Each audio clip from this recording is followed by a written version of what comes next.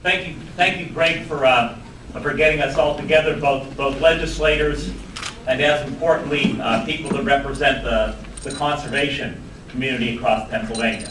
People who enjoy hiking in our forests, perhaps bird watching, like Jeff Souders and the Federation of Sportsmen's Clubs. Those of us that enjoy fishing for native wild brook trout or chasing turkeys on remote ridges.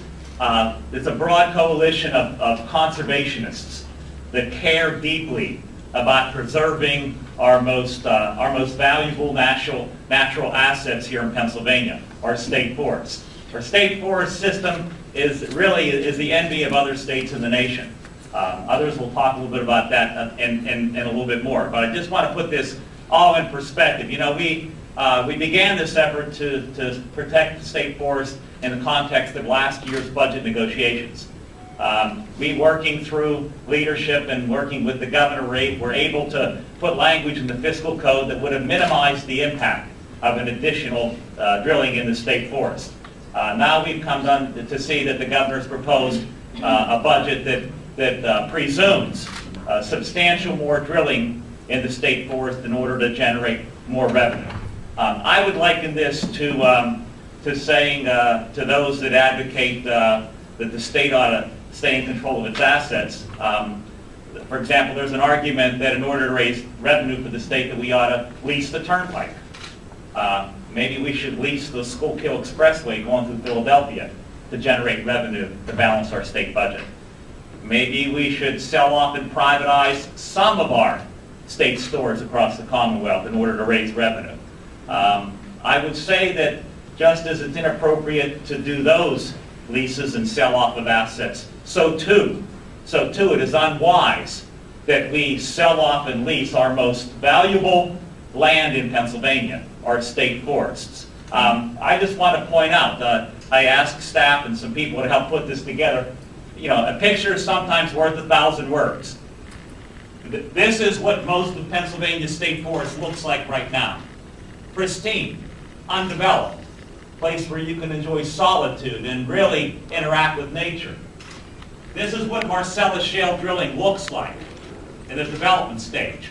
Okay, this is the development stage. And put this in perspective, that little dot right there is a pickup truck. So that's the enormity and the significance of the footprint that Marcellus Shale does. This is what it looks like afterwards. That's not a forest, that's a checkerboard. And it's a checkerboard of drilling sites and access roads and pipelines. And that's the Allegheny National Forest. And unfortunately, when the National Forest, Allegheny Forest, was put together, federal government did not acquire the mineral rights. Because they didn't, that's the kind of development you see in the Allegheny National Forest over the last decades. I don't want to see the Sproul State Forest, Tyadotten, Forbes, a number of state forests across the state. I don't want to see them 5, 10, 15, 20 years from now look exactly like the Allegheny National Forest. But that's the trail we're headed down. That's the pathway we're on. We've got to stop it, and we've got to stop it now. There's 1.5 million acres of state forests under which lie gas reserves. Over half of the state forest acreage has now been open to gas development. Historically, there was a significant amount, and over the last 2 years, there's been about another 130,000 acres leased for Marcellus.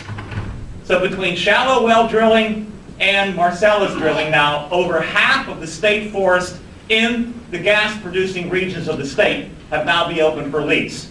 Enough is enough. It's time to stop the sale and lease of our most important assets. Over half of it, as I said, has now been leased. It's time to say that the rest of the state forest, that we've got to preserve it for our kids and our grandkids and future generations of Pennsylvanians. Understand that the state forest and state park system in this state was acquired and expanded in the interest of providing a source of recreation to Pennsylvanians. It was not acquired to provide a source of revenue or resources to the extraction industries in the state. And it would be as unwise to say that, well, we ought to tell DCNR how much timber they ought to cut next year to get us revenue. People would say that's unwise forest stewardship. I would say it's unwise stewardship for us to say to DCNR, you've got to lease enough money to get us, to get a certain amount of revenue for the state budget. Using the state forest system as a cash cow to fund the state's general fund budget is wrong. It's unprecedented, it's wrong-headed, it's bad public policy, and we should not let it happen. And fortunately, the governor pointed a pathway out of this maze, and that's passing a severance tax.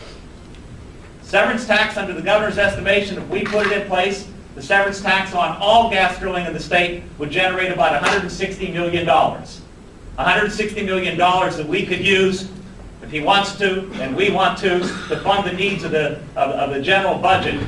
Okay, we could do that. So the solution to this problem is to enact a severance tax.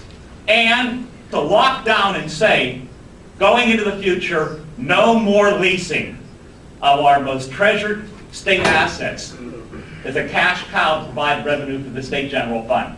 That's just wrong policy, it's bad policy, and we should put a lockdown on that and not let it allow it to happen. So with that, we've got a broad array of legislators from urban areas, from suburban areas, from rural areas, conservative, moderate, progressive Democrats, and Republicans. All believe that this is a state asset that we need to preserve and we need to fight hard to protect. So again, want to congratulate Greg for pulling us all together, both members, Democrat and Republican, from a wide variety of backgrounds in Pennsylvania, and from all the conservationists, the environmentalists, the sportsmen, the hunters, the fishers, the anglers, the hikers, the bikers, the nature watchers. Everybody working together, I'm convinced we can save the state forest for generations to come. Thank you.